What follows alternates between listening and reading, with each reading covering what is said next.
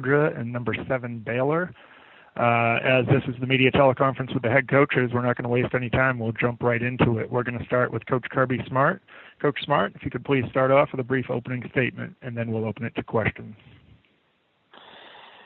Yeah, well, first I want to thank the Sugar Bowl for inviting us and realize that it's one of the best bowls there is out there in the country, and I've been very blessed to be a part of a lot of good bowl games, and fortunately I've been a part of a lot of Sugar Bowls, it seems like, throughout my career in the SEC, and our team's headed back to the Sugar Bowl, and I know that we've got a lot of players I got to meet with today that want to get the bad taste out of their mouth from last year from the loss.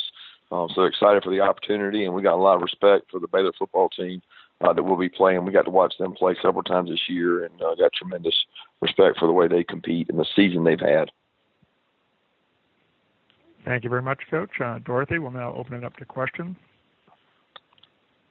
At this time, if you would like to ask a question, please press star, then the number 1 on your telephone keypad. If you're on speakerphone, please pick up your handset. One moment for your first question. Your first question comes from the line of Murray Poole with Bulldog Illustrated. Hey, Kirby.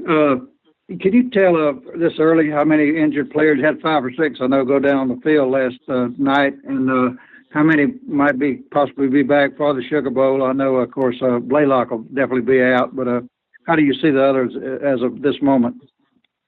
Well, I think we'll be able to get most of those guys back. We had a couple of them were cramping issues, which obviously aren't severe. Harris Jackson had an ankle, but should be fine. Couldn't finish last night. And then obviously Doms. But I think we'll get most of them back. I think most of those guys will be back. Okay, thank you. Your next question comes from the line of John Werner with the Waco Tribune-Herald. Yes, Coach. You kind of alluded to it in your opening statement, but what do you think of the job Coach Rule has done in his 3 years to get to where they are? Phenomenal. I mean, just incredible. You can tell the passion and energy he coaches with. Got a lot of respect for the way their team plays. Man, they played really 2 hard-fought battles with Oklahoma, who's one of the best teams in the country year in and year out, and really had them. Both games. We're in the lead there, and just got a lot of respect for the job he's done. It's really been incredible to watch them play, and it's actually interesting because it was a place that we had all written down to go visit in the off season. We were hoping to get to go visit and just kind of see how they're doing things to get fresh new ideas, and now, of course, we get to play them. And I don't know how much you've seen of Baylor. Do you see y'all as maybe kind of similar teams? Both have really good defenses. Definitely in that regard. I again, we just found out today and just finishing up last night. We've been crazy busy today. I have not got to see actual footage and tape. I just know what I've seen of them on TV. Okay. Thank you, Coach. One moment for your next question.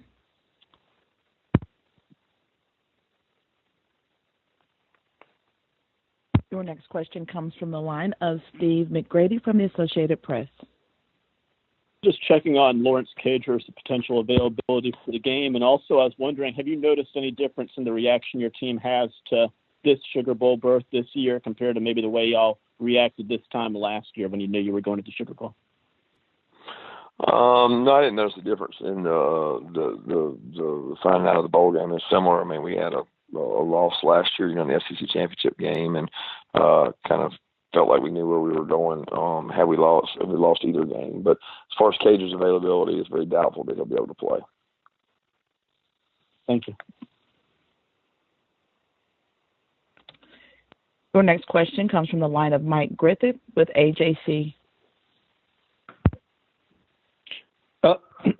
Yeah, Coach. Could you address the reports that Sam Pittman is headed to Arkansas to be the head coach? And just what about guys like Sam and Dan and coaching rumors at this time of year and the potential to have to replace them? How do you deal with that?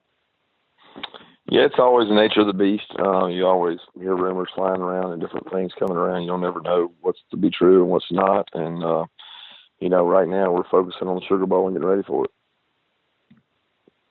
And then just to follow up on that, based on last year's experience, I mean, this is such a fluid time with transfer portals and players leaving early. Did you take anything out of last year's Sugar Bowl, and do you have an idea which players will be playing in that game and which ones might not be as they protect draft status? Not at all right now. That's obviously, like you said, a fluid situation. I think we'll find out more as it comes about. If guys, they really hadn't had time to really sit back and observe where they are and get information and things like that. And we really only had one, last year, and that was DeAndre Baker. So I don't know where that'll fall, and really not concerned with that right now as much as I am finishing up final exams, getting on recruiting, and then getting started on Baylor. Thanks. Your next question comes from the line of Palmer Toms with Dogs 247. One moment. Motivation kind of seemed to be an issue for your team last year. Do you address that, in the week before this game? I missed your question there. I think it came on late, or the very beginning. I said motivation seemed to be a little bit of an issue for your team last year. Do you address that in the week, before this game? Certainly. I think you addressed it in the practices leading up to it. I thought that there's a lot of young players that got to play in that game last year. I thought it really propelled our defense. It all started at that time because Coach Tucker had taken that head job, so the defensive staff kind of started to impart its kind of personality on things, and thought that a lot of that started to show up in those games. A lot of young players got to play on defense, which really helped us this year. Thanks. Your next question comes from the line of Murray Poole with Bulldog Illustrated. Yeah, Kirby, I want to follow up question on your defense. Last night, it seemed like, you were just inches away from close to getting sacks of Burrow, but his elusiveness, this is really hard to hem him up. How could you evaluate the overall defense? I thought, holding them to 17 when they could have had more touchdowns in the first half was a pretty good accomplishment, but what would you say the overall defense? And did you think they tired some in the second half with the way that the LSU offense was playing? Yeah, I thought that we had a good plan for what they wanted to do, trying to mix things up with them. I think that anytime you're trying to stop a unit as powerful and as explosive as they are, you've got to get stops. And there was a couple of times we had opportunities to get off the field on third down. We didn't. He is an amazing football player, as I said last night, and he has a unbelievable supporting cast around him. So they did a great job. We could have made some more plays, probably could have helped our players out in some more ways, but I thought they fought hard and probably, held them to some field goals in the red area where, it could have been worse if they scored touchdowns. Okay, thanks. Dorothy, we have one final question. Your final question comes from the line of Ted Lewis with The Advocate. Yes, Kirby, you referred earlier about getting the bad taste out of your mouth. I know you're going to be asked this a lot, but just what did you learn from last year about the attitude and everything that you need to have when you're in this kind of situation? Is there anything that maybe you'll think about doing a little bit differently this year in your approach?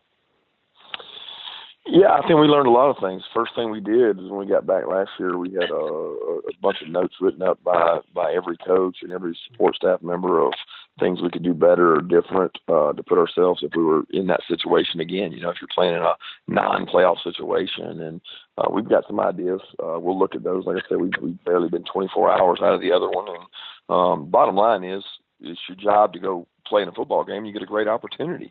And there's a lot of teams all across the country that'd be dying to play in a game like this, and we're going to sell it that way. And it's a once-in-a-lifetime opportunity to be Sugar Bowl champs. None of the kids in our team have ever been Sugar Bowl champs, and they're going to get an opportunity to do that. And we're going to take the ones that want to do that and want to play well. What I found out last year was, for a lot of kids, it was the most important game of their season. It meant so much to them.